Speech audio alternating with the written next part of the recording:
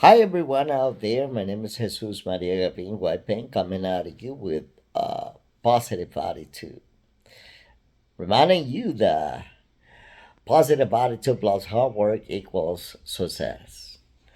This moment I want to share with you which I consider pivotal, lifelong for let's say something that I experienced, or to be precise, my mother experienced by her delivery by the time I was born.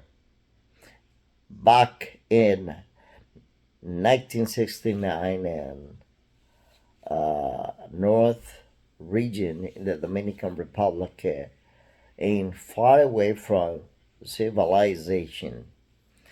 Um, in that in that time, my mom didn't have any health assistance, like anybody to take care of her by the time she delivered me on my birth. On the one that we call midwife or doula, to assist, women out of civilization, far away from a hospital or clinic or something like that, in a rural area. Like I was born and I grew up in El Cafetal, surrounded by three rivers. First one, Blanquito. The second one, Blanco Viejo. And the other one, surrounded and, you know, getting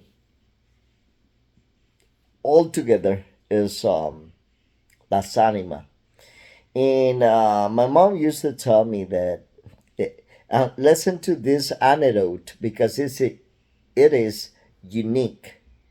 Pivotal anecdote for me, for my biography. I'm sharing with you because nobody knows. Nobody, not even my siblings remember that. But my mom used to tell me that by that time, the one in charge was Maria Belen, the midwife or doula, who was in charge of deliveries in that area. And my mom talked to her, and she was, like 8.5 months when she sat down with Maria Belen, and Maria Belen promised my mom to assist my mom. And then my mom, Hill, Lucia Gavin Hill de Maria, used to tell me that in that moment was raining a lot. It was around 3:30 in the morning, June 15, 1969. Rained a lot and the river got, raised, raised a lot because of that pouring.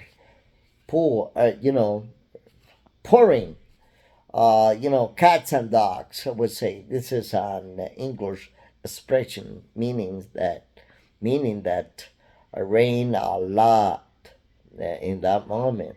And Maria Belen, living in La Vereda, had to cross Blanquito or Blanco Viejo or Las Animas, and that we were living in the middle of those little rivers, but huge and dangerous because when rains, they got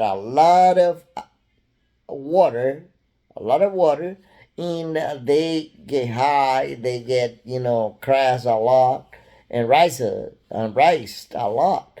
And then that in the moment by my mom's delivery, that happened, and she said, I didn't need any help by the time you were born because my your dad, Chaco Villa, were sleeping in the living room with all my siblings, and when when Jacobilla heard me crying like,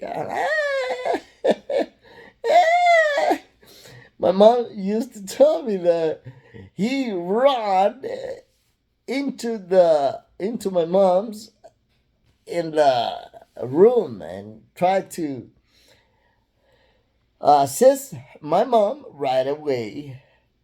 And she told me, I appreciate your dad's attitude, Chacovilla's attitude, because he ran into me, helping me as his wife. My mom told me. But I got really angry because the second thing after running into me, he did was grabbing his knife. He used to carry a knife. And then he grabbed the knife and cut the umbilical cord. And then my mom said, I told him, "What are you doing, idiot?" You got a sister over there. My mom used to have a sterilized scissor to cut the umbilical cord because she was used to, but she told me that because that didn't happen only that time when she delivered myself, and then I feel proud of my mom because with that anecdote, what that happened to my mom demonstrates that my mom got resilience in force. Very brave, very brave. I'm coming from a huge family, 14 members, a big family. I'm the eighth, number eighth. Imagine in that moment, my mom got certain, experience, but she got really mad at my dad because he cut the umbilical cord. And then I was in the brink of getting an infection. But my mom told me that a couple hours later, Maria Belen, the midwife who was in charge, or doula, who was in charge of my delivering, of the delivery,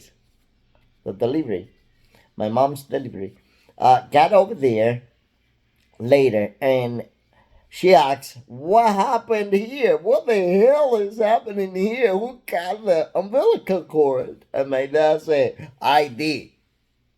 And I say, "What did you use for?" They said, "My knife."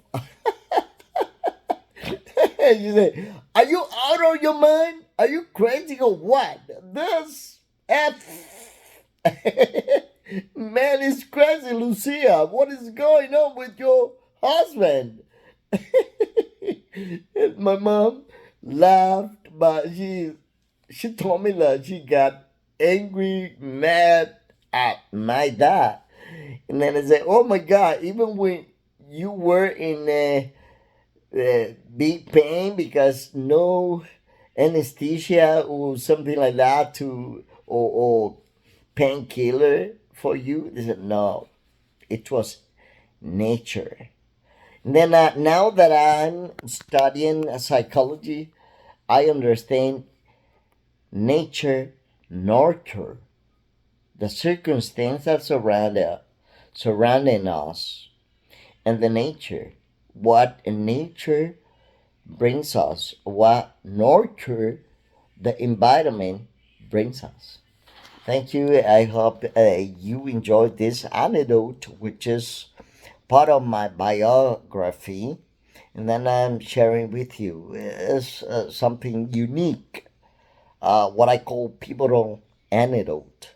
Thank you.